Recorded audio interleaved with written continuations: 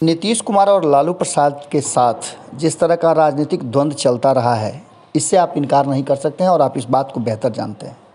लेकिन कभी कभी ऐसा भी समय आया है कि नीतीश कुमार ने लालू प्रसाद को अपनी रणनीतिक सूझबूझ से अपने पाले में कर लिया है, जब जब उन्हें ज़रूरत महसूस हुई है। लेकिन 2015 में जो कुछ भी हुआ और 2017 में नीतीश कुमार ने फिर जब लालू प्रसाद को छोड़ा, तब से लालू प्रसाद भले ही नीतीश कुमार के प्रति कभी कभी सॉफ्ट हो जाते हों सत्ता के मोह में, लेकिन उनके परिवार के लोग अब नीतीश कुमार से कोई भी संबंध नहीं रखना चाहते हैं। ये बातें स्पष्ट हो चुकी हैं, जैसा कि तेजस्वी यादव ने साफ तरीके से कई चुनाव में इस बात को प्रदर्शित कर दिया है।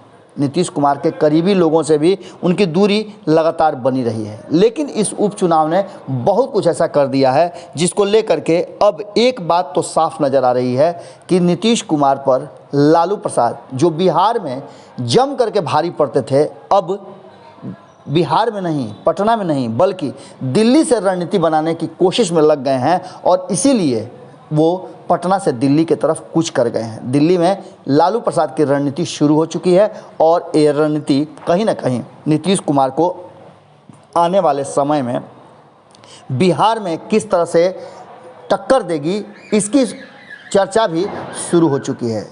नमस्कार, भोरे भोर के इस एपिसोड में आपका बहुत बहुत अभिनंदन करते हैं, स्वागत करते हैं। जैसा कि आप सभी जानते हैं कि लालू प्रसाद को कहा जाता है कि बिहार की राजनीति के हर गली कूचे को वो अच्छी तरह से जानते हैं। बिहार के लोगों के मन मिजाज पर भी उनका प्रभाव रहा है और लोगों के मन को पढ़ने के लिए वो माहिर माने जाते थे। लेकिन 2020 के चुनाव के बाद 2021 में जो उपचुनाव हुए, उसमें लालू प्रसाद की उपस्थिति तो हुई, लेकिन वो प्रभावशाली नहीं हो पाई। लालू प्रसाद के प्रचार के बाद तेजस्वी यादव ने दोनों ही सीटों पर करारी हार देखी। हालांकि इस हार को स्वीकार करते हुए तेजस्वी यादव ने साफ तरीके से कहा है कि वो मेहनत किए, लोग उनके साथ हैं, लेकिन परिणाम तो परिणाम होता है और परिणाम यदि नीतीश कुमार के पक्ष में गया तो हम इसको जनता के जनादेश का सम्मान करते हैं। इन सब बातों के बाद अचानक से चुनाव परिणाम आने के ठीक दूसरे दिन लालू प्रसाद दिल्ली के लिए कूच कर जाते हैं, जबकि वो 1 महीना के लिए पटना आए थे।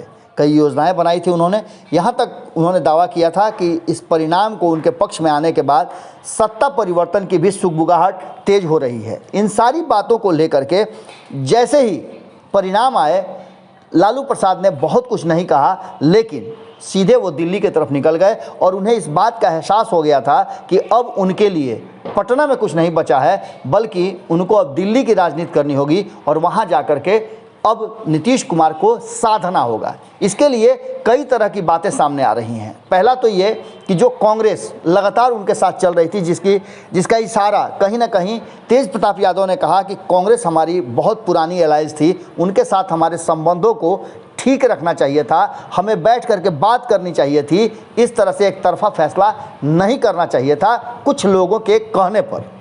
ये बातें छोटी नहीं हैं। भले ही तेज प्रताप यादव को राजनीतिक रूप से आप इग्नोर करके चलते हों, लेकिन तेज प्रताप को और तेज प्रताप के इन बातों को इग्नोर करना शायद भारी पड़ गया है राष्ट्रीय जनता दल पर। अब भारतीय जनता पार्टी के सामने जिस तरह का प्रदर्शन किया है कांग्रेस ने, उसने एक बार फिर लालू प्रसाद को ललचा दिया है। क्योंकि राष्ट्रीय स्तर पर अगर देखें तो कांग्रेस को आप इनकार नहीं कर सकते हैं। कांग्रेस ही है जो भारतीय जनता पार्टी और नरेंद्र मोदी को मात दे सकती है, क्योंकि वो एक राष्ट्रीय पार्टी है और हर राज्य में उसके संगठन मजबूत हैं। इस बार के उपचुनाव में कांग्रेस ने प्रदर्शन भी बेहतर किया है और कहीं ना कहीं भारतीय जनता पार्टी को उसने इस बात का एहसास करा दिया है कि कांग्रेस अभी मरी नहीं है। आपने सुना होगा कि लगातार ये कहा जा रहा था लालू प्रसाद के आने के बाद कि टाइगर अभी जिंदा है। टाइगर अभी जिंदा है वाली बात शायद कहना कुछ ज़्यादती हो गई थी, या कहा जाए तो कुछ ओवर हो गया था, क्योंकि लालू प्रसाद के आने से तेजस्वी यादव पर कोई प्रभाव नहीं पड़ा, बल्कि तेजस्वी यादव को उसका घाटा ही झेलना पड़ा। क्योंकि जिस तरह से तेजस्वी यादव लगातार चल रहे थे, 2020 के चुनाव में उन्होंने प्रदर्शन किया था, इस बार लालू प्रसाद के आने के बाद उनके विरोधी जो हैं वो ज़्यादा सक्रिय हो गए और कहीं ना कहीं इस बात की तरफ इशारा कर दिया कि लालू प्रसाद यदि सक्रिय हो जाते हैं, आ जाते हैं, तो फिर से एक बार लालू और राबड़ी शासन जो 15 सालों का बिहार के लिए दुश्वार था, बिहार के लोगों के लिए दुश्वार था, वो वापस आ जाएगा। और जिस बात को लेकर के तेजस्वी यादव राख डाल रहे थे, पर्दा डालना चाह रहे थे, वो बातें फिर से एक बार खुल करके सामने आ गई। अब इन सब बातों को लेकर के तेजस्वी यादव को भी इस बात का एहसास हो गया और इस एहसास में लालू प्रसाद और तेजस्वी यादव ये समझ गए कि कांग्रेस के साथ जो उन्होंने किया वो शायद ज्यादती हो गई थी। बैठ करके विचार कर सकते थे और कांग्रेस को मनाया भी जा सकता था। अब कांग्रेस जो है अगर हाथ से निकल जाती है तो ऐसी स्थिति में नीतीश कुमार की रणनीति साफ नजर आ रही है। ऐसी स्थिति में लगातार जो नीतीश कुमार लालू प्रसाद का हवाला देकर के भारतीय जनता पार्टी को हमेशा बैकफुट पर रखते आए हैं, उनकी ताकत जो है अब कांग्रेस को अपने पाले में करके हो सकता है कि बढ़ जाए। यानी कि कहीं ना कहीं मुद्दे जो हैं वो नीतीश कुमार के लिए बदलते नजर आ रहे हैं। यदि कांग्रेस नीतीश कुमार के साथ खड़ी नजर आती है और तो निश्चित रूप से सारे विपक्ष भी उनके साथ खड़े नजर आएंगे, क्योंकि आपने देखा कि बिहार में जो भी मुख्य दल हैं, चाहे वो वीआईपी हो, जीतन राम मांझी की हिंदुस्तानी अवाम पार्टी हो, यदि कांग्रेस भी साथ खड़ी हो जाती है तो उसके साथ कहीं ना कहीं पप्पू यादव की पार्टी भी खड़ी नजर आ रही है।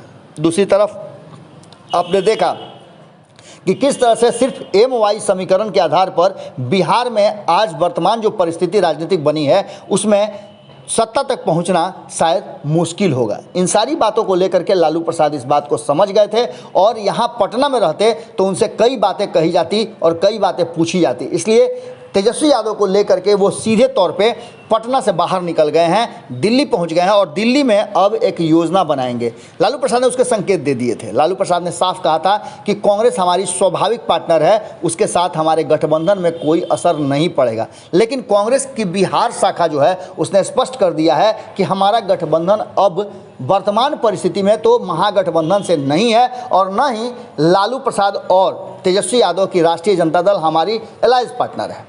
ऐसी स्थिति में सीधी तौर पे हमने आपको खबरों में बताया था कि 2 सीटों का नुकसान तो सीधे हो गया है, क्योंकि दोनों सीटों पर हार हुई है राष्ट्रीय जनता दल की। वहीं कांग्रेस के यदि 19 विधायक उनसे अलग हो जाते हैं तो ये भी बात बड़ी होगी। दूसरी तरफ कांग्रेस के विधायकों को भारतीय जनता पार्टी अपने पाले में करने की बात कर रही है। भारतीय जनता पार्टी की तरफ से जो हालिया बयान आया है उसमें साफ नजर आया है कि भारतीय जनता पार्टी के टच में हैं कांग्रेस के विधायक। अगर ऐसी बात होती है तो आप समझिए कि ये बड़ी राजनीति और रणनीति होगी भारतीय जनता पार्टी की। लेकिन इससे पहले आपको बता दें कि कहीं ना कहीं जिस तरह की बात सामने आ रही है और जिस तरह से नीतीश कुमार ने कांग्रेस के ऊपर अपना प्रभाव छोड़ा है, उससे साफ लग रहा है कि ऐसा होना शायद संभव नहीं हो पाएगा। भारतीय जनता पार्टी नहीं तोड़ पाएगी कांग्रेस को, क्योंकि वो सीधे संपर्क में, पूरी टीम के साथ संपर्क में नीतीश कुमार के हैं। अब ऐसी स्थिति में कांग्रेस ने साफ तरीके से, जिस तरह से नीतीश कुमार सीधे तौर पे अब राष्ट्रीय जनता दल से दूर हैं, वहीं अगर भारतीय जनता पार्टी से वो दूर हो जाते हैं तो कहीं ना कहीं एक बात तो पक्का नज़र आएगा कि दोनों ही खेमे के लोग, यानी कि नीतीश कुमार और भारतीय जनता पार्टी अगर कांग्रेस को साधने में सफल हो जाती है तो ऐसी स्थिति में बिहार की राजनीति में बदलाव होगा और इसमें लालू प्रसाद को अपनी भूमिका तय करनी होगी। लालू प्रसाद की भूमिका वर्तमान स्थिति में सीधे नज़र आ रही है कि G23 जो बन रहा था उसमें लालू प्रसाद रहना चाहते हैं, लेकिन नीतीश कुमार के इस नए पहल और कांग्रेस के नए जो स्टैंड है उसको लेकर के कहीं ना कहीं ये लग रहा है कि कांग्रेस अब नीतीश कुमार के साथ ज़्यादा कंफर्टेबल महसूस कर रही है बनिस्बत लालू प्रसाद के। और लालू प्रसाद चाहेंगे कि वो या तो भारतीय जनता पार्टी या फिर कांग्रेस को अपने पाले में रखने में सफल हो जाएं। हालांकि भारतीय जनता पार्टी को साथ जाने में अपनी भविष्य को अंधकार में देख रहे हैं लालू प्रसाद और तेजस्वी यादव भी, क्योंकि उन्हें बिहार की राजनीति करनी है और बिहार की राजनीति में भारतीय जनता पार्टी के साथ जाना उनको अपने जो पारंपरिक वोट बैंक है उसमें कहीं ना कहीं कमजोरी या कम करना के तरह ही होगा, क्योंकि जो लोग हैं वो सीधी तौर पे मुस्लिम समाज नहीं चाहता है कि वो भारतीय जनता पार्टी के साथ जाएं और यही वो मजबूरी रही है कि जिससे बार बार चाह करके भी भारतीय जनता पार्टी के नज़दीक नहीं जा पाते हैं और इस मजबूरी को नीतीश कुमार अच्छी तरह से समझते भी हैं। अब वर्तमान परिस्थिति में यदि कांग्रेस को साधने में लालू प्रसाद सफल हो जाएं तो हो सकता है कि एक बार फिर से बिहार की राजनीति और रणनीति बदले। लेकिन आने वाले जो कई राज्यों के चुनाव हैं 2021 और 2022 और 2023 में, उन चुनावों को लेकर के नीतीश कुमार की तैयारी कुछ अलग चल रही है और इस तैयारी में नीतीश कुमार के साथ विपक्ष एकजुट होता नजर आ रहा है। हमने आपको खबरों में बहुत पहले बताया था कि कांग्रेस की पहली पसंद लालू से ज़्यादा नीतीश कुमार हैं, क्योंकि नीतीश कुमार के पास जहां एक तरफ विधायक 43 ही हों, जो 19 विधायक के मिलने के बाद वो संख्या लगभग वहां तक पहुंच जाती है, वहीं दूसरी तरफ आपको बता दें कि AIMIM भी अगर वो भारतीय जनता पार्टी को छोड़ करके आते हैं तो उनके साथ हो जाएगी। और ऐसी स्थिति में जो लोग गुस्से में हैं लालू प्रसाद और तेजस्वी यादव से, वो भी पाला बदल सकते हैं, जिसकी की संभावनाएं और चर्चाएं लगातार जदयू के नेता करते आ रहे हैं कि कई लोग ऐसे नेता हैं जो हमारे संपर्क में हैं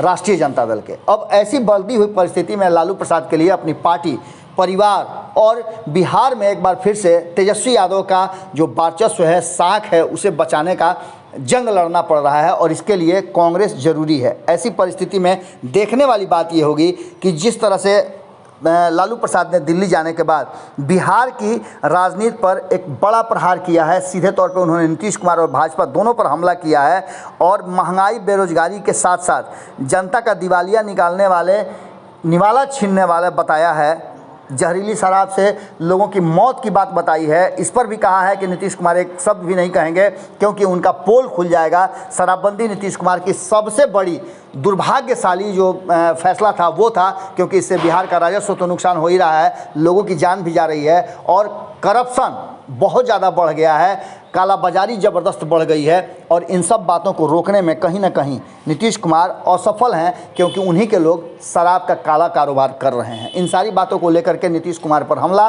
और भारतीय जनता पार्टी पर सीधा हमला, कहीं ना कहीं लालू प्रसाद एक बार फिर से कांग्रेस को अपने पाले में करने, अपने साथ करने का कवायद शुरू कर चुके हैं। और अगर ऐसा संभव होता है तो नीतीश कुमार और कहीं ना कहीं भारतीय जनता पार्टी दोनों के सामने एक मजबूती के साथ खड़ा होने का प्रयास सफल हो सकता है लालू प्रसाद का। जुड़े रहिएगा भारत लाइव के साथ, खबरें लगातार जारी हैं। बहुत बहुत धन्यवाद। भोरे भोर में हम आपसे यहीं विदा लेते हैं। बाकी की खबरों के लिए आप भारत लाइव देखते रहिएगा। नमस्कार। अगर ये वीडियो पसंद आई और वह बिहार के राजनीति और बिहारियत से सरोकार रखेनी तो सब्सक्राइब बटन दबा के चैनल के सब्सक्राइब कर ली। ओजे एगो घंटी बा, ओकरा बटन दबा देला से कुल सटीक और मारक खबर रुआ मुफ्त में मिल जाई। अगर रुआ पत्रकारिता के हमनी के नया प्रयोग में सहयोग कर चाहतानी तो ज्वाइन बटन दबा दी। पेटीएम नंबर नोट कर ली 9386816700। धन्यवाद।